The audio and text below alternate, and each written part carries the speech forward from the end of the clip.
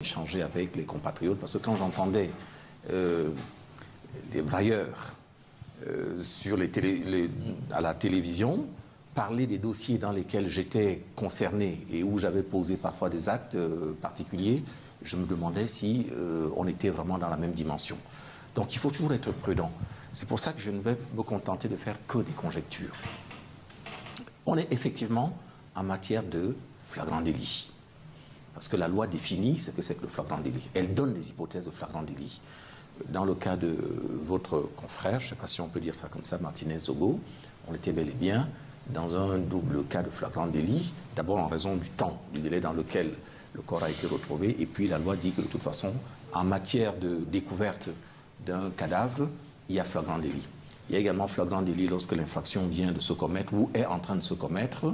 Voilà, vous avez 4 ou 5 hypothèses de flagrant délit. Et là, dans ce cas particulier, la personne a été arrêtée, si j'ose dire, la main dans le sac. Parce que manifestement, on l'a trouvé dans un temps qui était relativement court par rapport au moment où l'infraction présumée est censée avoir été commise.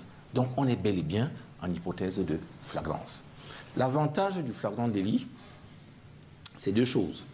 C'est d'abord, premièrement, la mise à nu des éléments d'apparence de l'infraction.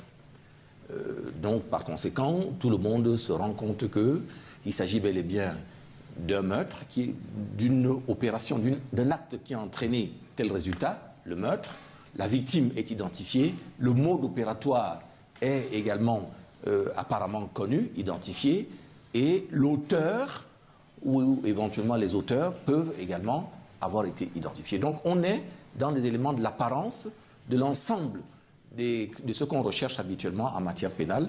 Comme je vous l'ai indiqué, c'est l'auteur ou l'auteur, la victime ou les victimes, le mode opératoire et puis le préjudice. Donc l'ensemble de ces éléments apparaît au vu de tout le monde. Par conséquent, n'importe quelle personne raisonnable est en mesure de décider dans un délai qui est relativement court.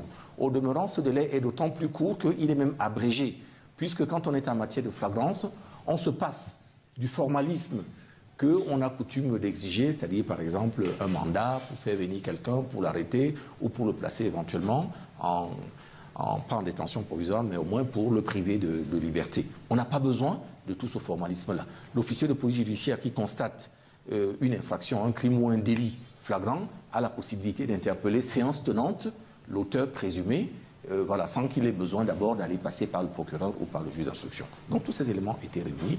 J'ai l'impression que c'est sur cette base-là que l'individu a été présumé. Il reste, je vais peut-être choquer les gens, parce que les gens aiment toujours, encore une fois, quand on leur dit ce qu'ils aiment bien entendre. Même si on l'a trouvé, on l'avait attrapé en train de poignarder, de découper, il reste, au regard de la loi, présumé innocent. C'est choquant, mais il faut le dire également, puisque vous l'avez indiqué tout à l'heure, votre émission doit aussi avoir un caractère d'information pédagogique. Voilà, tout à fait. Il reste présumé innocent. Je pense que c'est donc cette présomption-là qui aujourd'hui fait qu'on est dans une situation de doute. Parce que en droit pénal, vous avez 2 éléments qui rentrent en matière de responsabilité pénale. Vous avez la culpabilité. Je ne vais pas rentrer dans les détails. Dans le culpa, vous avez la notion de faute, c'est-à-dire l'acte qu'il a commis, qui est un acte interdit, et vous avez la deuxième notion qui est la notion d'imputabilité. L'imputabilité, c'est le lien affectif invisible qu'il y a entre la personne et l'acte qu'il a commis. Un type peut arriver ici avec une mitraillette, il va commettre un acte sur tous les 6 que nous sommes, il nous a abattus, mais si c'est un type qui est fou, qui est ivre, il va lui manquer l'élément d'imputabilité qui va faire que l'acte culpa à lui, risque de poser problème. Donc, je me demande si ce n'est pas cette zone-là qui est en train d'être explorée aujourd'hui pour chercher à savoir, puisque parmi les éléments de sa défense, il aurait allégué qu'il aurait perdu la mémoire. Tout à fait, dans un élément. Bien. Sauf que là encore, je ne fais que vous donner des explications techniques. La dernière fois que je suis venu ici dans les mêmes conditions, j'ai essayé la même chose pour un autre cas. Sauf que dans ce cas particulier, on se retrouve également avec d'autres interrogations qui sont quand même que, bon, qu'on le veuille ou pas, le procureur qui est en charge de ce dossier, c'est pas sa faute s'il y a eu d'autres infractions auparavant. Mais quand vous avez l'accumulation de choses qui sont en rapport avec les infractions pénales, qui finissent par s'agréger, l'opinion publique finit par se poser des questions. Et je pense que là-dessus, ce qu'on appelle l'ordre public me semble être menacé. De mon avis, le solutionnement rapide de la situation de ce bonhomme aurait exigé. Et le comble, c'est qu'il se trouve aujourd'hui dans une zone de non-droit. La garde à vue qui justifierait sa présence au commissariat a largement explosé dans les délais qui doivent être la sienne. Donc il devrait être ou libre ou en détention provisoire au jour où on se parle.